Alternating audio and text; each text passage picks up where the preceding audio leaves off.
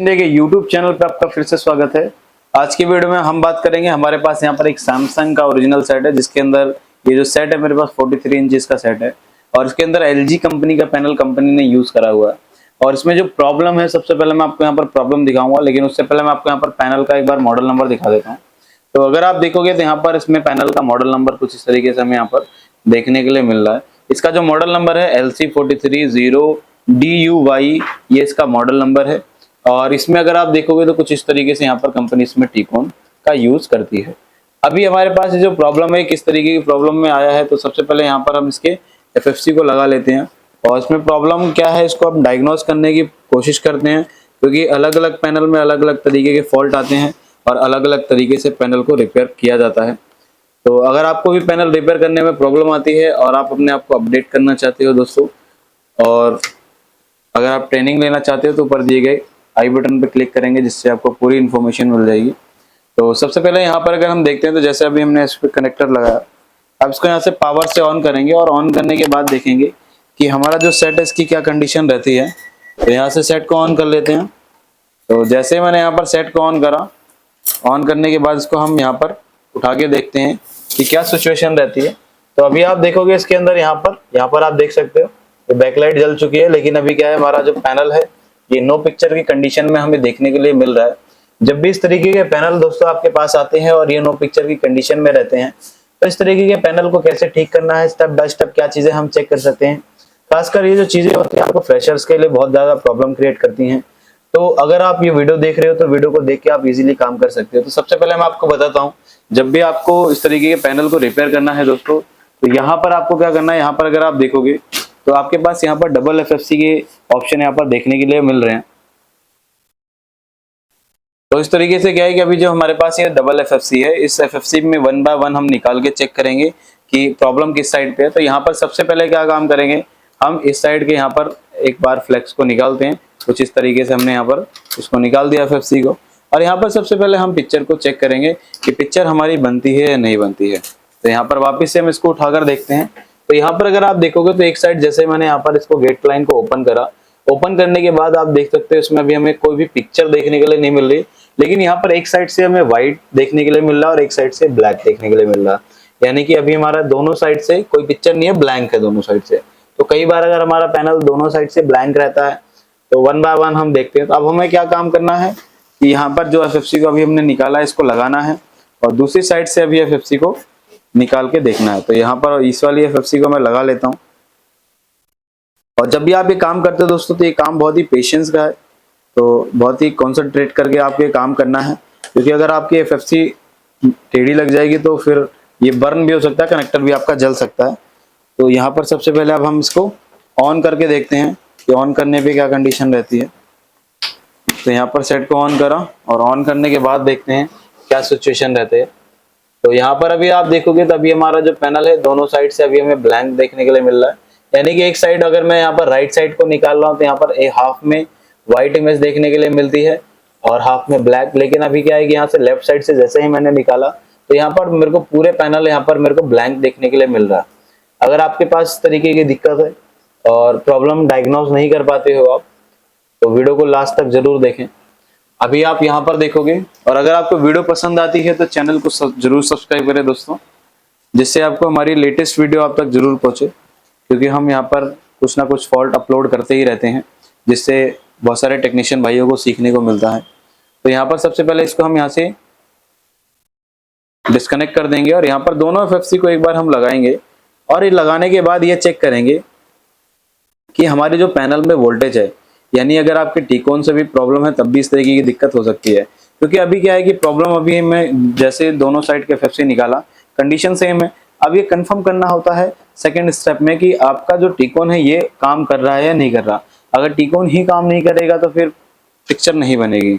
तो इस कंडीशन में क्या है कि यहाँ पर सबसे पहले मैं इसकी सभी बेसिक वोल्टेज को चेक करूंगा। तो यहाँ पर मल्टीमीटर को सेट कर लेंगे DC वोल्ट की रेंज पर। तो यहाँ पर DC वोल्ट की रेंज पर मैंने इसको सेट कर लिया है और यहाँ पर सभी वोल्टेज को स्टेप बाय स्टेप चेक करेंगे। और स्टेप बाय स्टेप चेक करने के बाद हमें मालूम चलेगा कौन सी वोल्टेज बन रही है, कौन सी वोल्टेज नहीं बन रही है दोस्तों। तो एक पॉइंट को हम यहाँ से ग्राउंड लगा लेंगे। अब यहाँ पर सभी पॉइंट पे हम लगाते हैं। यहाँ पर इसको जैसे मैंने यहाँ से कनेक्ट करा कनेक्ट करने के बाद सबसे पहले पैनल पे 12 वोल्ट की सप्लाई चेक करूंगा। तो 12 वोल्ट अगर आप देखोगे तो यहाँ पर 12 वोल्ट आ रहे हैं, और ये 12 वोल्ट आने के बाद दोस्तों यहाँ पर फ्यूज से आउटपुट निकलते हैं और ये जाता है हमारे इस डीसी टू डीसीआईसी में।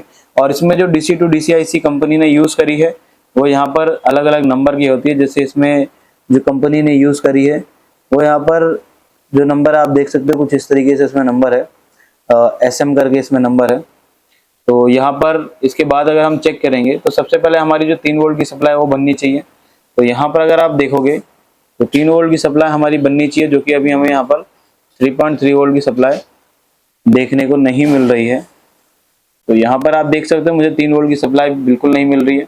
और यहाँ पर एक AVDD बनती है, तो AVDD पे अगर मैं चेक करता हूँ तो यहाँ पर AVDD वोल्टेज भी नहीं बन रही है। अब देखना ये है दोस्तों, यहाँ पर AVDD बन के ड्रॉप हो रहे हैं या फिर आ ही नहीं रहे हैं। तो यहाँ पर एक बार पावर केबल को निकालना है और मीटर पे ध्यान रखना है। मैंने AVDD के टेस्टिंग पॉइंट पे मीटर को लगा के रखना है। जैसे मैं यहाँ पर पावर लगाता हूँ तो वोल्टेज यहाँ पर अगर देखो अभी हमारी वोल्टेज बूस्ट हुई और ये धीरे से ड्रॉप हो गई, तो इसका मतलब है कहीं ना कहीं आपके पैनल में शॉर्टिंग है या तो आपके इस टीकॉन में शॉर्टिंग है। तो अब यहाँ पर हमें कंफर्म कैसे होगा कि टीकॉन में शॉर्टिंग है या पैनल में शॉर्टिंग है?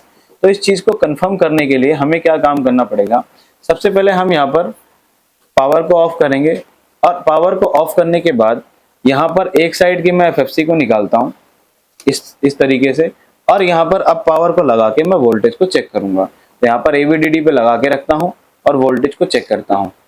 तो यहाँ पर जैसे मैं देखता हूँ तो यहाँ पर 16 वोल्ट बनी, लेकिन वापस से वो ड्रॉप हो गई। तो इसका मतलब है कि दोस्तों अभी भी शॉर्टिंग हमारी स्टिल सेम है। तो अब हमें वापस से यहाँ पर पावर को निकालना है और यहाँ से इस वाले FFC को भी निकालना है, और पहले ये कंफर्म करना है कि टीकॉन दोनों साइड से ओपन करने पे चल रहा है नहीं चल रहा। अगर दोनों साइड से ओपन करने पे नहीं चलता तो DCIC की प्रॉब्लम होगी, हम DCIC को चेंज करके चेक करेंगे। तो यहाँ पर जैसे मैंने दोनों साइड से ओपन करा, अब यहाँ पर अगर वोल्टेज चेक करता हूँ तो अभी आप देखो यहाँ पर मेरी वोल्टेज बिल्कुल स्टेबल है।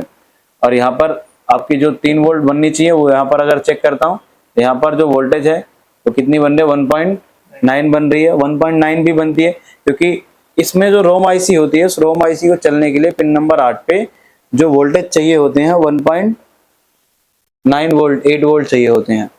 बाकी जो पैनल होते हैं उनके अंदर रोम आईसी को 3 वोल्ट चाहिए होते हैं, लेकिन LG का ये वाला जो पैनल होता है इसमें रोम आईसी को 1.8 वोल्ट चाहिए होते हैं, जिससे रोम आईसी चलती है। अगर आप यहाँ पर 3.3 वोल्ट चेक करोगे तो आपको नहीं देखने के लिए मिलेगा। अब यहाँ पर अगर हम देखते हैं तो उसमें एक VGH वोल्टेज बनती है, इसको भी हम चेक करते हैं दोस्तों। तो यहाँ पर अगर आप देखोगे तो VGH 27 वोल्ट हमारी बन रही है परफेक्ट तरीके से, और इसके बाद हमारी VGL वोल्टेज बनती है। तो VGL अगर मैं चेक करता हूँ तो यहाँ पर हमें -5 वोल्ट की सप्लाई मिल रही है, यानी कि VGH, VGL, AVDD ये सारी वोल्टेज बन रही है। अगर ये सभी वोल्टेज बन रही है तो यहाँ पर हम एक बार सबसे पहले इस वाले फ्लेक्स को लगाएंगे और इस वाले फ्लेक्स को लगाकर चेक करेंगे कि वोल्टेज स्टेबल रहती है या नहीं रहती है। तो यहाँ पर हम क्या करते हैं, इस वाले FFC को लगा लेते हैं कुछ इस तरीके से। तो यहाँ से हमने इसको लगाया, अब लगाने के बाद पावर लगा के देखते हैं कि वोल्टेज स्टेबल है या नहीं है। तो यहाँ पर जैसे हमने पावर लगाई डायरेक्ट VGH वोल्टेज को चेक करेंगे। तो VGH आप देख सकते हैं यहाँ पर 27 वोल्ट बन रही है, यानी कि इस वाली साइड पे कोई शॉर्टिंग नहीं है, शॉर्टिंग हमारी इस साइड पे है। अब अगर हमारी इस साइड पे शॉर्टिंग है दोस्तों तो हमें क्या काम करना है, सबसे पहले मैं आपको बताता हूँ जो भी इसमें CKV होते हैं उनको आपको यहाँ पर ओपन करना पड़ेगा। और ओपन करने के 2 मेथड है यहाँ पर।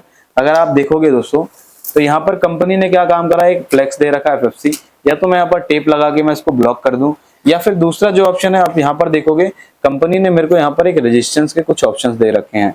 तो इन रेजिस्टेंस को मैं 1 बाय 1 रिमूव करूंगा और रिमूव करने के बाद देखूंगा कि क्या कंडीशन रहती है। तो उसको रिमूव करने के लिए SMD चाहिए होगी और यहाँ पर हमें चिमटी लेनी पड़ेगी। तो यहाँ पर हम SMD और चिमटी से इसको रिमूव करेंगे और देखेंगे कि क्या सिचुएशन रहती है। तो पावर को निकाल लेते हैं यहाँ पर और सभी रेजिस्टेंस को रिमूव करेंगे। तो यहाँ पर SMD को रखते हैं इस पे हम, और इसको 1 बाय 1 रिमूव करेंगे रेजिस्टेंस को और चेक करेंगे।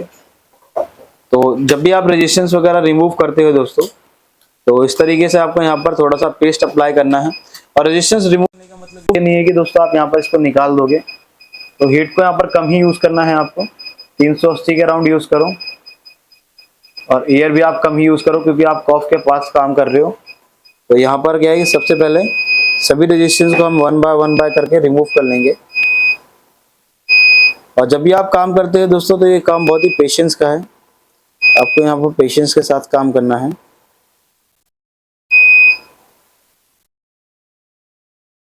तो यहाँ पर क्या है, मैंने कुछ रेजिस्टेंस को ओपन कर दिया है और ये जो रेजिस्टेंस है इनको थोड़ा सा सही अलाइनमेंट दे देते हैं ताकि हमारा शॉर्ट सर्किट ना हो।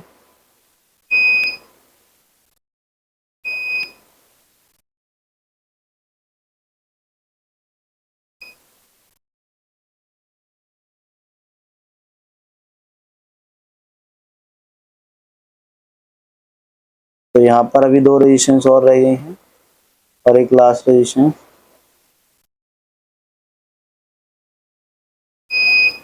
तो अभी आप देखोगे दोस्तों, तो मैंने यहाँ पर रेजिस्टेंस को प्रॉपर तरीके से यहाँ पर शिफ्ट कर दिया है ऊपर की साइड पे और यहाँ पर एक भी शॉर्टिंग नहीं होनी चाहिए। तो इस तरीके से आपको भी काम करना है। अब यहाँ पर इसको थोड़ा सा क्लीन करेंगे। तो क्लीन करने के लिए थोड़ा सा थिनर रखेंगे। अब असेंबली को यहाँ पर हटा देंगे। तो इसको हम यहाँ से रिमूव करेंगे और सबसे पहले हम यहाँ पर इसको क्लीन करेंगे दोस्तों। और क्लीन करने के बाद देखेंगे क्या कंडीशन रहती है। इसको हमने यहाँ से इस तरीके से आपको क्लीन करना है। तो आप देख सकते हैं यहाँ पर हमने प्रॉपर तरीके से ट्रैक को क्लीन कर दिया है। और जब भी आप काम करोगे तो यही फिनिशिंग के साथ आपको काम करना है, कुछ इस तरीके से। तो अभी आप देखोगे कोई भी रेजिस्टेंस आपस में शॉर्ट नहीं होनी चाहिए। तो अब यहाँ पर सबसे पहले क्या है कि यहाँ पर हमें पावर देनी पड़ेगी और पावर देने के बाद सबसे पहले एफएफसी को लगा लेते हैं और ये चेक करेंगे कि अभी कंडीशन सेम रहती है या नहीं रहती है। अगर कंडीशन सेम नहीं रहती है, पावर वोल्टेज बन जाती है, तो पिक्चर को भी चेक करेंगे। अगर पिक्चर नहीं बनती है तो उसके लिए फिर हम देखेंगे आगे हम इसमें क्या चीज़ कर सकते हैं। तो यहाँ पर सबसे पहले मैं इसको पावर दूंगा। एक पॉइंट को मैंने ग्राउंड लगा लिया और यहाँ से मैं इसको पावर देता हूँ। और पावर देने के साथ साथ मैं यहाँ पर वीजेच पॉइंट पर मीटर को लगा के रखूंगा और यहाँ से पावर दूंगा। जैसे मैंने यहाँ से पावर दिया, आप देख सकते हो वीजेच वोल्टेज अभी हमारी स्टेबल है। तो यहाँ पर अगर वीजेच स्टेबल है तो वीजेल भी स्टेबल होनी चाहिए। तो वीजेल भी स्टेबल है, यानी कि सारी वोल्टेज हमारी अभी यहाँ पर बन रही है। तो अब अगर सारी वोल्टेज बन रही है दोस्तों, यहाँ पर एक बार हम पिक्चर की कंडीशन देखते हैं कि हमारे पास जो पैनल है इसकी क्या कंडीशन रहती है। अगर अभी भी पैनल कोई प्रॉब्लम करता है तो उसके लिए भी हम देखेंगे क्या कर सकते हैं हम यहाँ पर। तो यहाँ पर सबसे पहले हम पिक्चर को उठाते हैं। तो अभी आप देखोगे यहाँ पर हमें जो कंडीशन देखने के लिए मिल रही है, हमें कुछ इस तरीके से सिचुएशन मिल रही है। इसको एक बार यहाँ पर बंद करके हम ऑन करते हैं और देखेंगे क्या सिचुएशन रहती है। तो यहाँ से हम इसको ऑफ करते हैं और ऑन करके देखते हैं। अगर अभी भी सिचुएशन या कंडीशन सेम रहती है तो उसमें हमें हो सकता है कि ओड इवन को बाईपास करना पड़े। कई बार ओड इवन बाईपास करने के बाद भी हमारी प्रॉब्लम सही होती है। और कई बार अगर आपके एफएफसी केबल आपकी टेढ़ी लगी है तब भी इस तरीके की दिक्कत आपको देखने के लिए मिलेगी। तो थोड़ा सा वेट करते हैं और देखते हैं क्या सिम्टम हमें इसमें देखने के लिए मिलता है। अभी आप देख सकते हैं इसमें जो प्रॉब्लम अभी हमें देखने के लिए मिल रही है वो कुछ इस तरीके से प्रॉब्लम मिल रही है, यानी कि अभी हमें यहाँ पर जो पिक्चर है उसमें थोड़ी सी झिलमिलाहट मिल रही है। अगर आपको पास भी इस तरीके से झिलमिलाहट आ रही है तो यहाँ पर ओड इवन को बाईपास कर सकते हैं हम। तो सबसे पहले यहाँ पर अभी हम चेक करेंगे कौन सा ट्रैक है कौन सा नहीं है। और एक बार यहाँ पर एफएफसी को सबसे पहले हम यहाँ पर क्लीन करके देखेंगे और सही से लगा कर देखेंगे, क्योंकि कई बार एफएफसी सही नहीं लगी होती तब भी इस तरीके की दिक्कत हमें मिलती है। तो यहाँ पर सेट को ऑफ करेंगे और एफएफसी को पहले सही से लगाएंगे। यहाँ पर एफएफसी हमारी क्लीन होनी चाहिए। तो यहाँ पर अभी थोड़ा सा डस्ट है, इसको क्लीन कर लिया और यहाँ पर अब हम इसको लगाते हैं और लगाने के बाद देखेंगे क्या कंडीशन रहती है। तो इसको हम यहाँ से बिल्कुल स्ट्रेट लगाएंगे कुछ इस तरीके से दोस्तों, और इसको भी हम यहाँ से लगा लेते हैं। तो बिल्कुल क्लीन करके लगाना होता है दोस्तों जब भी आप इस तरीके सिचुएशन पे काम करते हो, पैनल पे काम करते हो। तो अभी आप देखोगे यहाँ पर इसको मैंने लगा दिया यहाँ पर, और दोनों साइड के इक्वल लगे होने चाहिए। और यहाँ पर आपकी जो एफएफसी है मदरबोर्ड से ये भी आपके परफेक्ट तरीके से होने चाहिए और कनेक्टर वगैरह भी आपके सारे प्रॉपर लगे होने चाहिए। अब यहाँ पर क्या है कि एक बार सेट को वापस से ऑन करते हैं और ऑन करने के बाद देखेंगे कि क्या कंडीशन हमें मिलती है। तो यहाँ पर अभी देखोगे हमारी जो पिक्चर है वो क्लियर तरीके से आ गई, यानी कि अभी जो प्रॉब्लम थी वो हमें केबल की वजह से देखने के लिए मिल रही थी। थोड़ा सा वेट करते हैं और चलने देते हैं, देखते हैं क्या सिम्टम हमें देखने के लिए मिलता है। तभी आप देख सकते हैं यहाँ पर जो हमारी प्रॉब्लम है ये बिल्कुल सॉल्व हो चुकी है। तो इस तरीके से क्या है कि आप भी किसी भी पैनल को आसान तरीके से रिपेयर कर सकते हो। तो अभी हम इसको थोड़ा सा वेट कर लेते हैं और इसको थोड़ा सा चलने देते हैं, थोड़ा सा देखते हैं। तो अभी आप देख सकते हो इसमें कोई भी स्कैनिंग लाइन नहीं है, कोई भी बार नहीं है, पिक्चर हमारी बिल्कुल प्रॉपर चल रही है, कोई भी झिलमिलाहट नहीं है। तो इस तरीके से दोस्तों आप भी किसी भी पैनल को किसी भी सेट को आसानी से रिपेयर कर सकते हो। अगर आपको वीडियो पसंद आई है तो वीडियो को लाइक करें, शेयर करें और चैनल को सब्सक्राइब जरूर करें। Thank you friends.